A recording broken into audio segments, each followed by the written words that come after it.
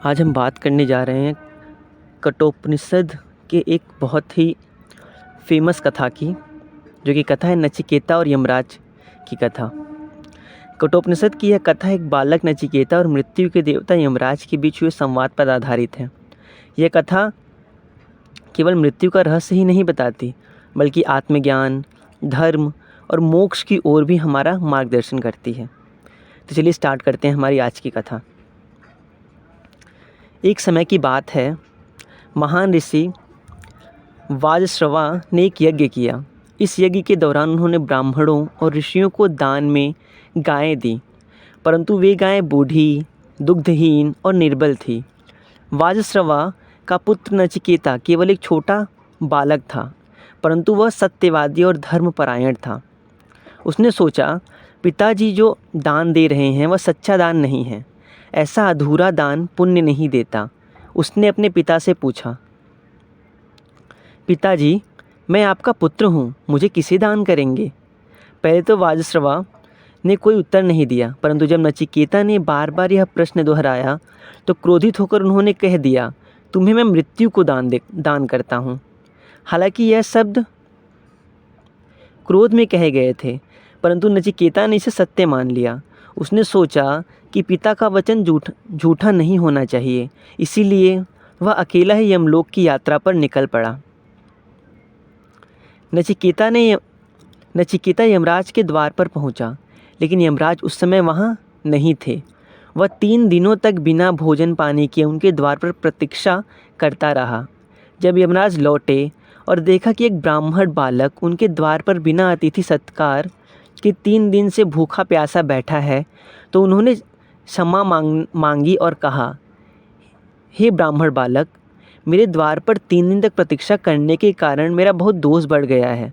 मैं तुम्हें 3 वरदान दूंगा, तुम जो भी मांगना चाहो मांग लो। नचिकेता ने पहला वरदान मांगा कि उनके पिता का क्रोध शांत हो जाए और जब वे अपने घर लौटें तो उनके पिता उन्हें प्रेम पूर्वक स्वीकार करें। यमराज ने कहा, ऐसा ही होगा, तुम्हारे पिता प्रसन्नता से तुम्हें अपनाएंगे।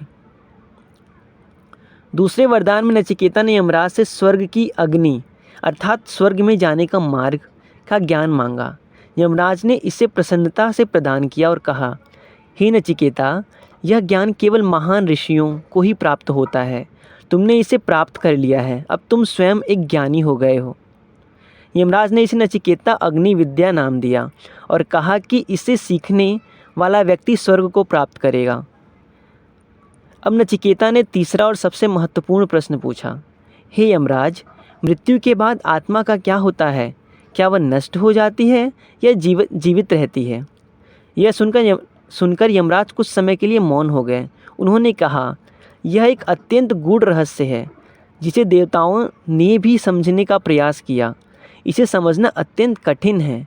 कोई और वरदान मांग लो। परंतु नचिकेता ने हठ नहीं छोड़ा और बार बार वही प्रश्न किया। यमराज ने उसे सांसारिक सुख सुविधाएं देने का भी प्रस्ताव दिया।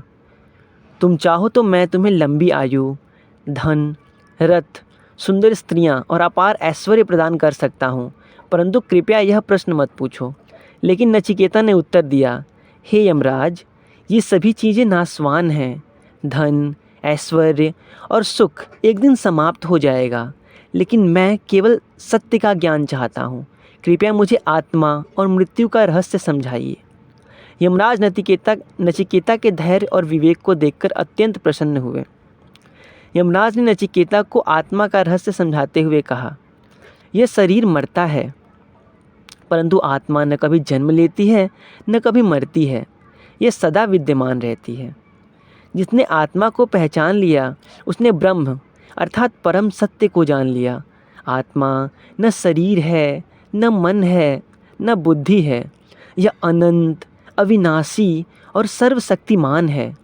जो व्यक्ति सत्य और धर्म के मार्ग पर चलता है वह आत्मज्ञान प्राप्त करता है। जो केवल सांसारिक सुखों में लिप्त रहता है वह अज्ञान में रहता है। यमराज ने नचिकेता को आत्मज्ञान प्रदान किया और कहा, अब तुम अमरत्व के ज्ञान को प्राप्त कर चुके हो। तुम्हें अब जन्म मृत्यु के चक्र से मुक्ति मिल सकती है। जब नचिकेता ने ब्रह्म ज्ञान प्राप्त कर लिया तो यमराज ने उसे वापस पृथ्वी पर लौटने की अनुमति दी। अब वह पूर्णतः ज्ञानवान हो चुका था। जब वह अपने पिता के पास लौटा तो वाजश्रवस ने उसे बड़े प्रेम से अपनाया और उसे देखकर अत्यंत प्रसन्न हुए। नचिकेता ने जो ज्ञान प्राप्त किया था उसे उसने संसार को भी दिया। इस प्रकार वह केवल एक बालक ही नहीं बल्कि एक महान आत्मज्ञानी ऋषि बन गया। यह कथा आज भी हमें प्रेरणा देती है कि हमें अपने जीवन में सत्य और धर्म के मार्ग पर चलना चाहिए, तभी हमें आत्मज्ञान और मोक्ष की प्राप्ति होगी।